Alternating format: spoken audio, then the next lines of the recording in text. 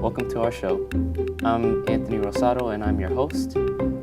Today's show is The New Age of Media, and joining us is former anchorman Bill Zimmerman and news student correspondent Michelle. So I wanted to start off and ask you, what is news? Well, that's a broad question. News is, in my opinion, information. Simply information. It's hopefully information that you can use. It's maybe information that amuses you.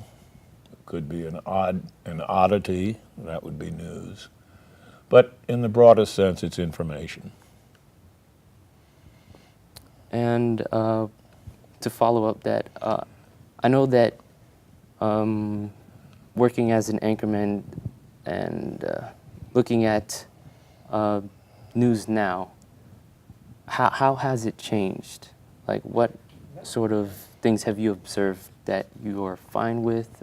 Are there some good things, some bad things about it? Well, it is fragmented. There are many more sources of information now than there were in my time. In my time, there were 3 broadcast networks, and their main news show occurred in the evening. It was a half-hour long, and each network reached about 20 million homes.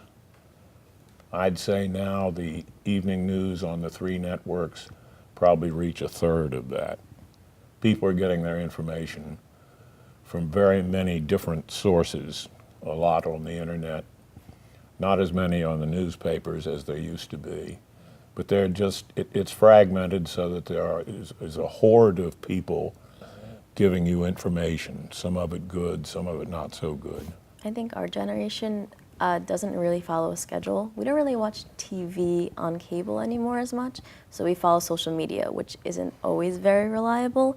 But let's say something as Snapchat Discovery, like New York Times is on there, the Wall Street Journal is on there, so I think that's where we get a lot of our information. Right, and not as much from television anymore, which is why the audiences are dropping for the television news, and why the audience is getting increasingly older. The average television viewer now is much older, as you'll notice if you watch the news on one of the big 3 that most of the advertisements are aimed at older or iller people. Yeah. I wanted to ask, like, since technology is continuously evolving, right now we have ways of spreading information fast, but there's also a big chance of being misinformed. How do you feel about that? Well, there are 2 sides to the coin, as you have described. Mark Twain once said that a lie will get halfway around the world before the truth has had a chance to get its pants on. So it's always been a problem to some extent. But certainly now, with things moving at the speed of light, information traveling immediately around the world, there's a much greater danger that you're going to get misinformation. On the other hand, there are also a profusion of good information sources. So you've got a pretty good chance of getting good information as well. And you really have to approach this stuff with a critical eye. It's really pretty much up to the viewer or the reader to ferret out what's good and what's not so good. I think we need to establish the credibility or like the ethos of each source and try to figure out if we can trust it. Like Trump's Twitter, even though he is our president, isn't a very credible source. So I don't think many people should trust it. And even though people do, we need to educate those who do, and hopefully Twitter will be taken away one day or it won't be listened to. Well, it's a problem. Yeah. That brings me to my next question, was how do you feel having bias inside of news is detrimental to informing the public? Like, in some ways it can provide a different perspective, a different outlet on looking onto something, but how can it be, it can also be a way to manipulate. So I wanted your opinion on bias. Well, news. bias is not good. Again, it's really kind of up to the consumer to ferret out what is biased and what is untrue and what is not trustworthy and what is trustworthy. Bias exists in all of us, and in terms of information, you really have to be discerning when you consume it. I agree.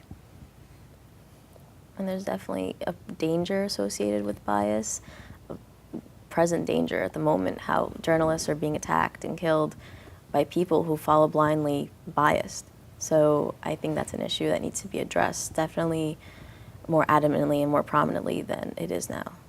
There is an organization called the Committee to Protect Journalists, which spends its time reporting on journalists who are in danger, journalists who are killed while doing their job, and tries to keep pressure on governments and other agencies to take journalists seriously and to take care of them.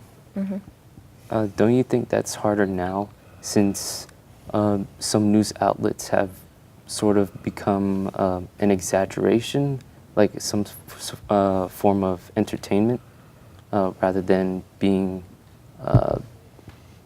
on the purpose of sharing and giving facts? A danger? Like, Are you talking about like more of the switch of news from public service to corporation and their targeted audience? So Yes. how it used to be towards, the entire family, they would watch it, and now they're trying to target younger audiences to watch because they aren't watching. So I think now corporations are taking over. I think that's what he's trying to say. Well, it's true that a lot of the news is produced by big operations. But so was the news in my time. Big is not necessarily bad, and in some cases, big can provide the resources that permit a news organization to do some serious investigative reporting. It was, I guess, in part the size of the Washington Post which allowed them to put 2 journalists full-time on the Watergate story for a matter of months. for our last question, I wanted your opinion on what do you think is the long-term damage for the dismission of factual news outlets? They want the dismission? Yeah. So, like, as you were talking about before, Trump sort of dismissing actual facts. Mm-hmm. How is that detrimental long term? Well, I mean, if you believe misinformation, you're not going to be very well off. I mean, you're just the purpose of news is to provide you with information that you can use, information that you can decide to vote for or against when it's election time, information that warns you when there is some kind of imminent danger, such as a hurricane or whatever. So the danger of false information can be fatal, and again, I mean, the bottom line always is that as a news consumer, you've got to be very careful and critical. I feel like we all could. Okay, I'd like to thank everyone and thank Bill and Michelle for being here. Thank you all for watching, and have a good day.